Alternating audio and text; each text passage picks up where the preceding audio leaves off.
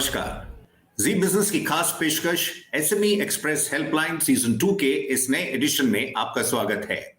हम हर हफ्ते आपके समक्ष एक नए टॉपिक के साथ हाजिर हो रहे हैं।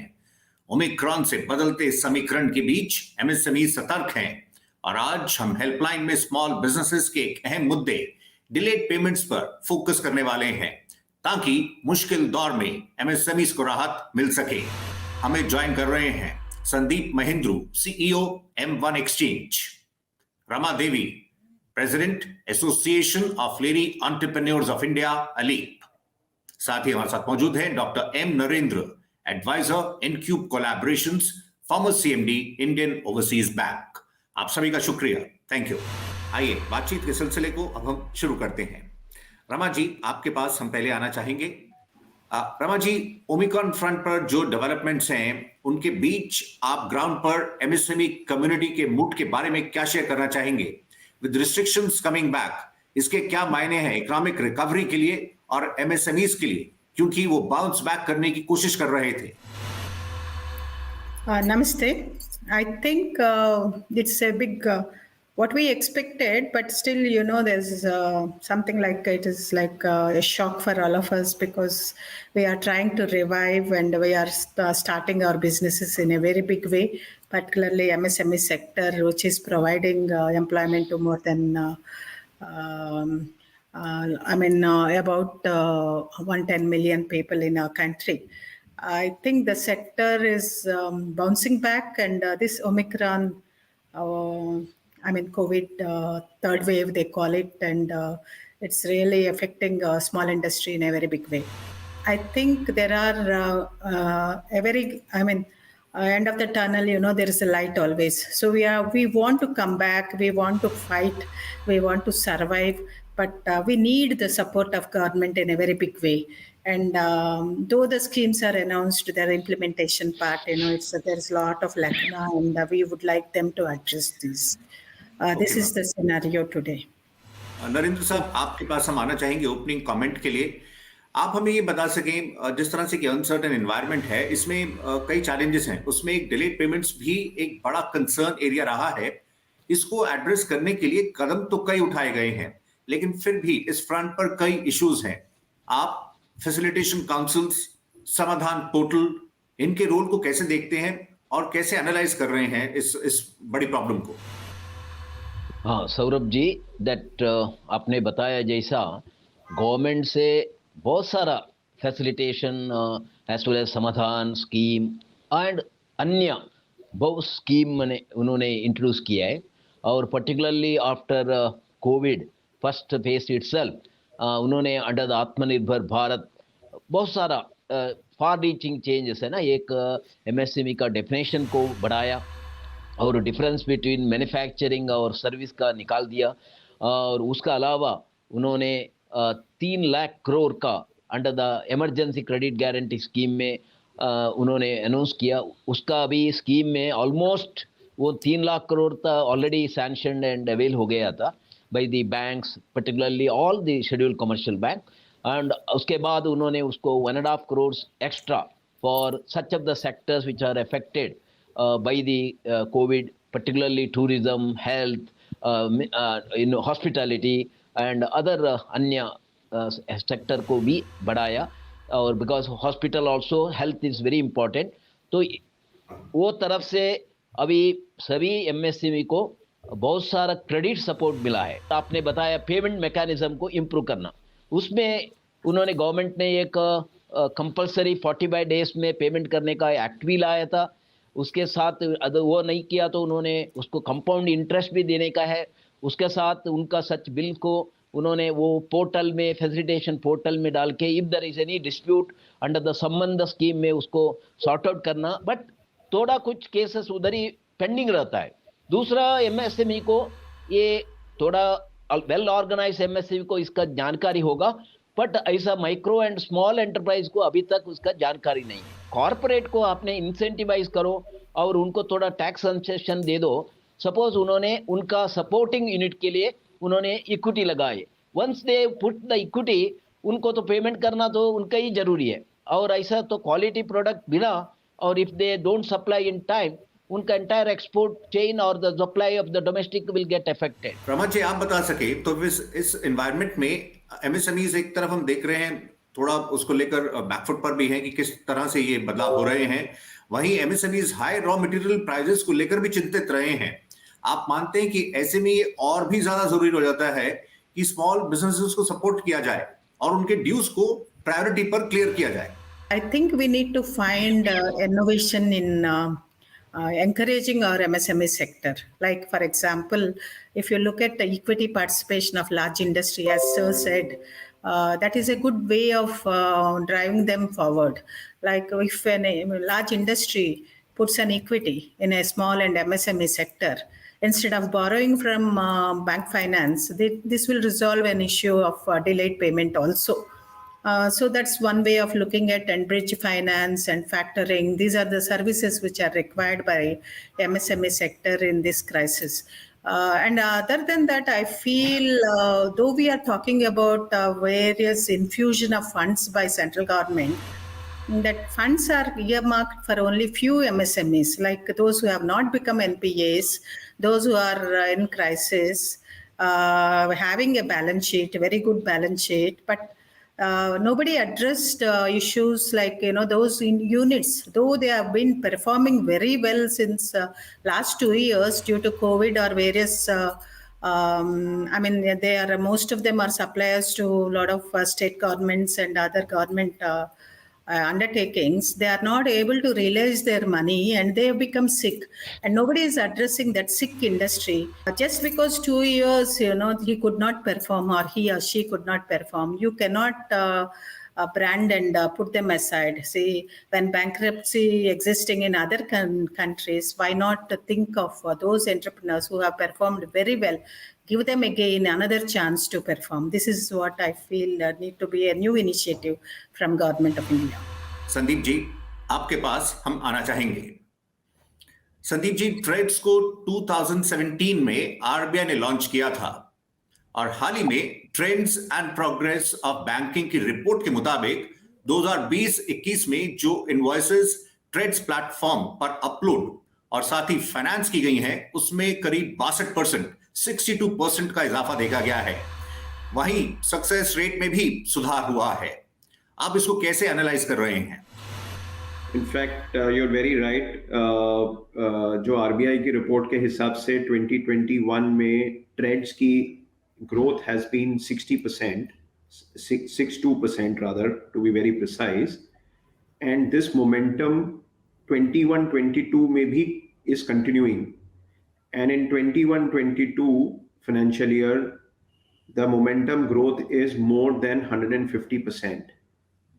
So ट्रेड्स ने 2021 में 20,000 करोड़ की डिस्काउंटिंग करी थी और 21-22 में ट्रेड्स पर 45,000 करोड़ की डिस्काउंटिंग होने की पूरी पॉसिबिलिटी है बाय एंड ऑफ मार्च 22.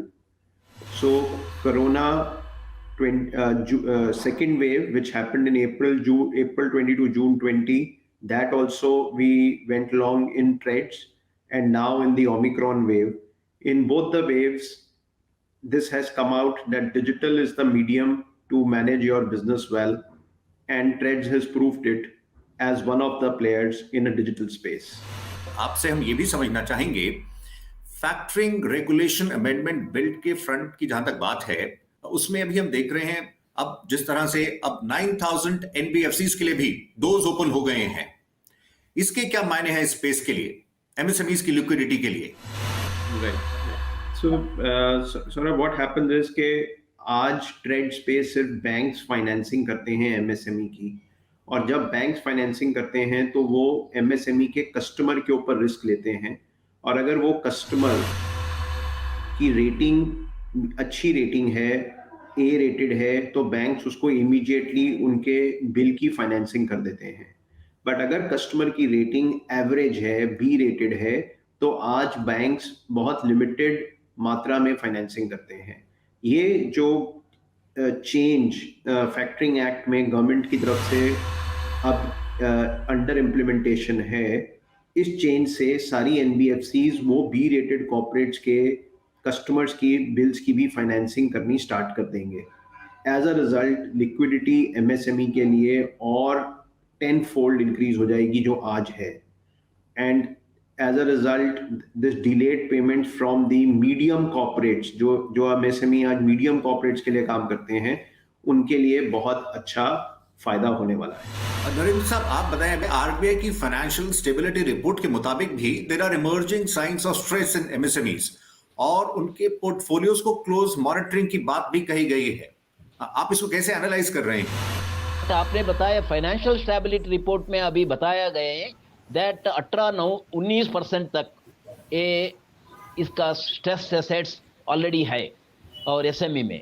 और ये सपोज अभी एक थर्ड वेव आया और एक नया व्हाट इज दैट वेरिएंट आए हैं, इससे थोड़ा सप्लाई चेन इफेक्ट हो गया और रॉ मटेरियल और भी मॉडरेट नहीं हो गया और उनका वर्किंग कैपिटल साइकिल और भी थोड़ा बढ़ गया तो उनको सर्वाइव करना मुश्किल हो गया. तो वो टाइम में अभी आरबीआई ने एक है वो अकोमोडेटिव पॉलिसी को और भी कंटिन्यू करना, इंटरेस्ट रेट को लो लेवल में रखना, पैरेलली उन्होंने इन्फ्लेशन कंट्रोल करके पर्टिकुलरली एमएसएमई को उन्होंने special even what is that know that 90 days में ओवरड्यू और NPA and all can this for Covid because internationally also during COVID and all, no, this provisioning or what you call prudential norms were little relaxed even in India, and that's why up to August 2020 they got the benefit, and then they went to the Supreme Court and उसके बाद मार्च तक वो benefit मिला था. बाद मार्च में आया Supreme Court and then they have to consider that. तो मेरा तरफ से even though we are guided by the international standards, in the MSME को देखते हुए we must give some special provision. आप देख रहे हैं एसएमई एक्सप्रेस हेल्पलाइन. फिलहाल वक्त ब्रेक का है, हम जल्द लौटेंगे.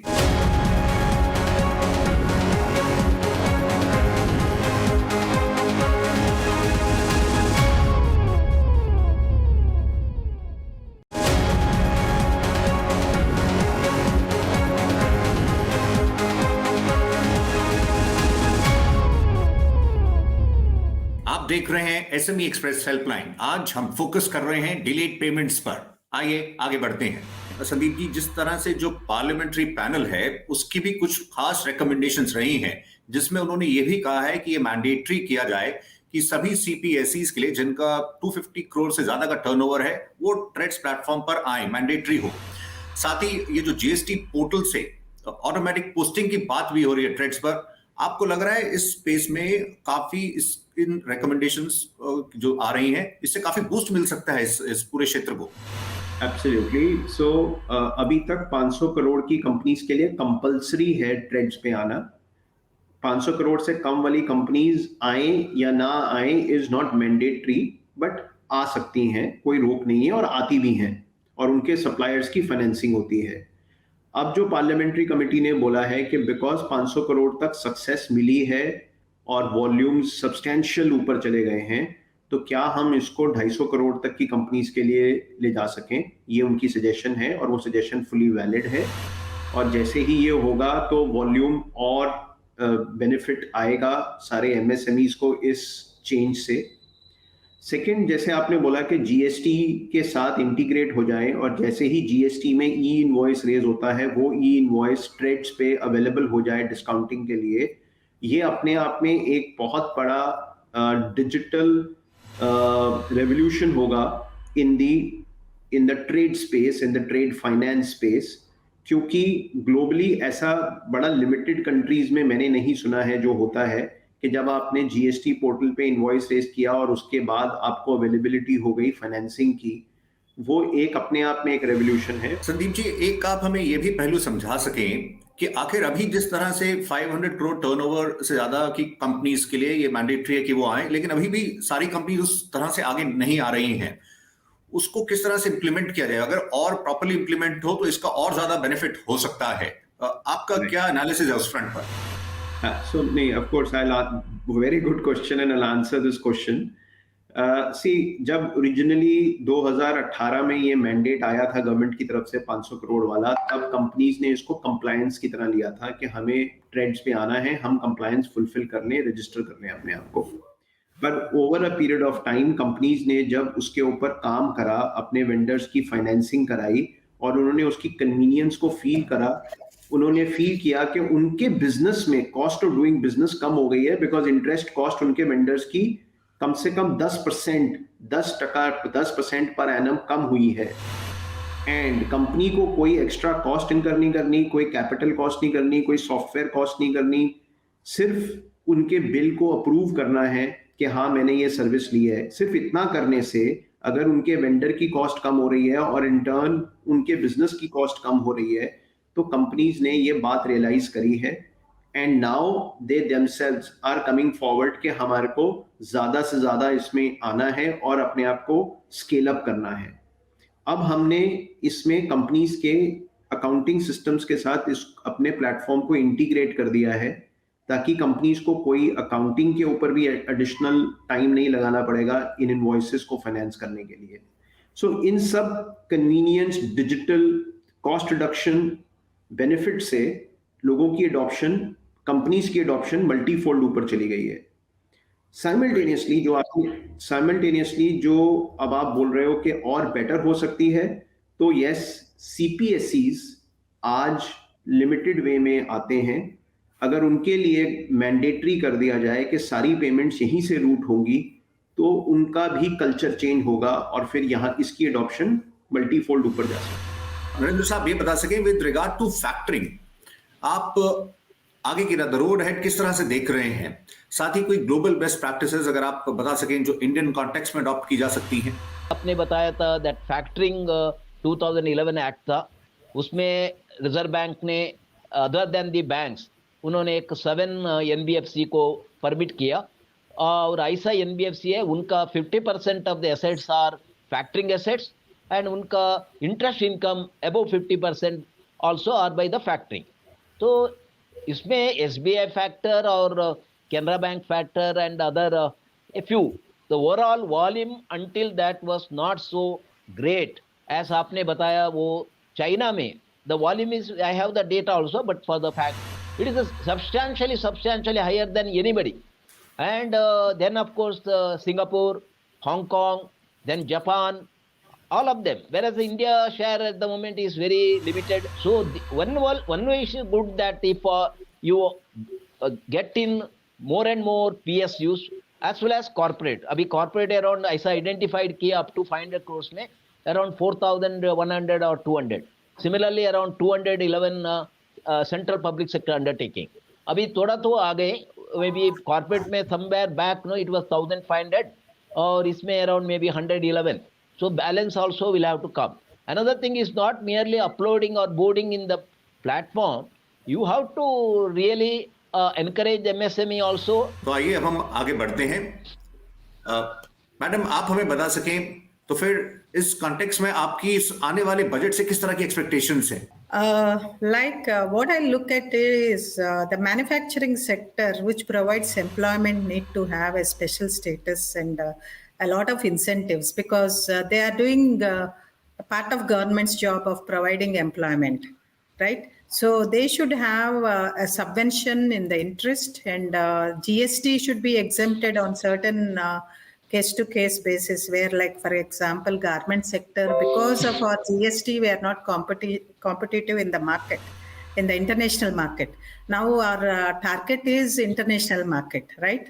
So we have to have some tax exemptions for the sector which provides a lot of employment, like textiles and food and health sector. I feel this should be the first initiative of Government of India.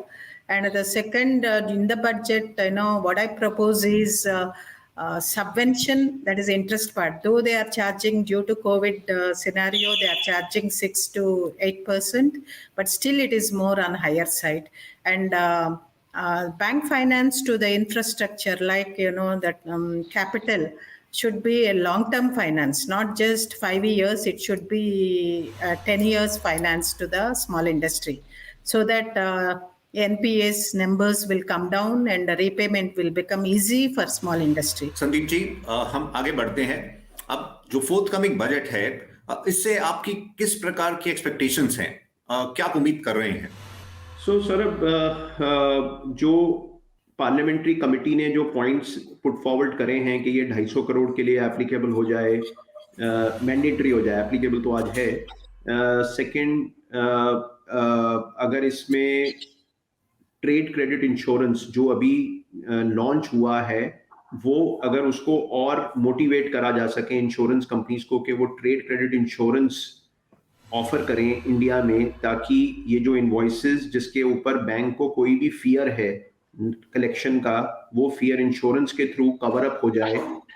Second point. Third point, अगर आज trades पे जितना भी discounting होता है वो उसके corporate customer को देख के किया जाता है। There is a UK Sinha committee report which says क्या जिन सप्लायर्स के कॉर्पोरेट बहुत हेल्दी नहीं है, क्या हम उन सप्लायर्स के बेसिस के ऊपर उनको डिस्काउंटिंग करके दे सकते हैं? तो वो एक और मॉड्यूल है जो ट्रेड्स पे लॉन्च करना है, और अगर उसकी अप्रूवल हमें बजट में मिल सके। हेल्पलाइन में आज के लिए बस इतना ही। संदीप जी, रमा जी, डॉक्टर नरेंद्र, आप सभी का शुक्रिया, थैंक यू। चलते चलते हम मशहूर लेखक लियो टॉल्स्टॉय की बात कहना चाहेंगे, the two most powerful warriors are patience and time. कहते हैं हौसले सबके अलग अलग हैं। मुश्किल वक्त में कोई हताश होकर बिखर जाता है तो कोई संघर्ष करके निकल जाता है। ऐसे में आप भी चुनौतियों का डट के सामना करें, क्योंकि आज जो थमा सा है वो कल चल निकलेगा। फिलहाल नमस्कार।